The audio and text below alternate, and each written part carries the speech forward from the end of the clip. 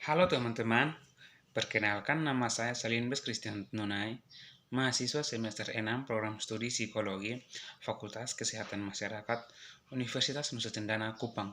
Video ini saya buat untuk memenuhi tugas ujian akhir semester mata kuliah psikologi abnormal dan psikopatologi. Tugas ini berjudul Kecemasan dapat membuat imun tubuh menurun di tengah pandemi COVID-19. Pandemi COVID-19 membuat kehidupan berubah drastis. Banyak yang terpapar virus, dan sebagian di antaranya tidak tertolong. Kekhawatiran tertular virus corona membuat kita paranoid. Siapapun bisa membawa virus, baik sedang bersin, batuk, pilek, maupun yang tanpa gejala. Dalam menghadapi masa krisis COVID-19, Wiene Dewi, seorang dari Himpunan Psikologi Indonesia, menyatakan kepanikan, cemas, dan stres dengan menyebabkan daya tahan tubuh menurun sehingga rentan terhadap penyakit termasuk infeksi virus corona. Jika kita sedang marah, cemas, dan sedih, dan tertekan, maka otak kita akan mengeluarkan noradrenalin, yaitu hormon yang sangat beracun yang membuat fisik kita menjadi lemah, sakit-sakitan, cepat tua, dan cepat mematikan syaraf. Wena juga menyatakan masyarakat harus berpikir positif dan tenang supaya mentalnya sehat dan daya tahan tubuh tidak melemah. Karena daya tahan tubuh melemah, maka rentan cepat untuk terinfeksi penyakit.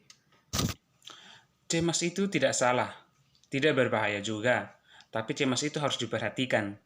Cemas itu adalah respon emosional terhadap ancaman yang dirasakan yang menimbulkan perasaan gugup, takut, khawatir, dan tegang.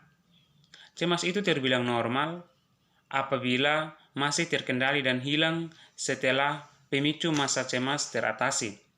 Tetapi jika rasa cemas itu terus-terusan menetap atau bertambah buruk yang pada akhirnya mengganggu aktivitas sehari-hari, itulah yang tidak normal dan disebut sebagai gangguan kecemasan. Dampak dan gangguan kecemasan bila kita cemas, ada beberapa efek yang terjadi pada tubuh kita. Yang pertama, sistem saraf pusat. Bisa menyebabkan nyeri kepala, pusing, depresi, dan insomnia. Yang kedua, jantung. Nadi bisa semakin cepat, sakit dada, kemudian dapat menyebabkan risiko akan darah tinggi dan sakit jantung. Yang ketiga, sistem pencernaan. Bisa jadi mual, muntah, nafsu makan hilang, nyeri perut, dan diare.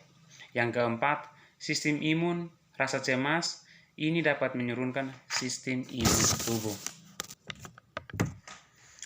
sehingga meningkatkan risiko terjadinya infeksi. Yang kelima, sistem pernapasan. Nafas bisa menjadi cepat, dan bila kita mempunyai penyakit paru sebelumnya seperti asma, bisa meningkatkan risiko kekambuhan. Efek dari rasa cemas menurunkan imun tubuh. Caranya, pertama, kalau kita cemas berlebih, kita mengirimkan ginjal ke otak melalui HPA aksis. H itu hipotalamus, P itu pituitari, A itu adrenal cortex aksis, dan akan mengeluarkan hormon kortisol. Hormon kortisol ini adalah hormon stres yang akan menurunkan sistem imun tubuh. Selanjutnya, tips untuk mengatasi cemas. Yang pertama, sharing kepada orang yang kita percayai. Misalkan, kalau kamu merasakan cemas akibat COVID-19 ini, berarti kamu sebaiknya konsultasi dengan petugas medis, kalangan medis seperti dokter, perawat yang sumbernya lebih terpercaya. Yang kedua, tetap jaga pola hidup sehat seperti makan makanan bergizi, konsumsi vitamin, olahraga teratur, dan tidur yang cukup. Yang ketiga, pintar-pintar memilih informasi.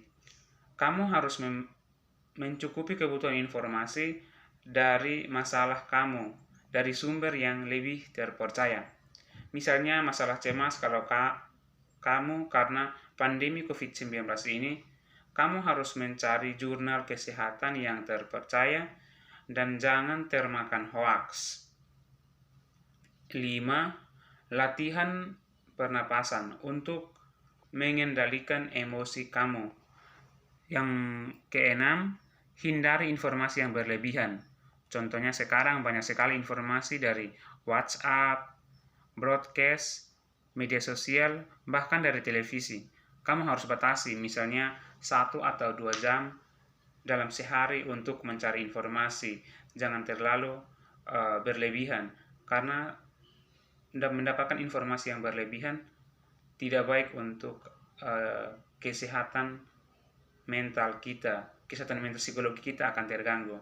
Jika kita sudah konsultasi kepada dokter dan petugas medis seperti perawat dan dokter, tapi kalau masalah kita belum teratasi, maka sebaiknya kita bisa bertemu dengan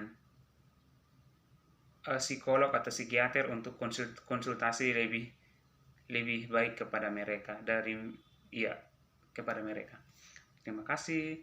Semoga video ini dapat bermanfaat bagi kita semua.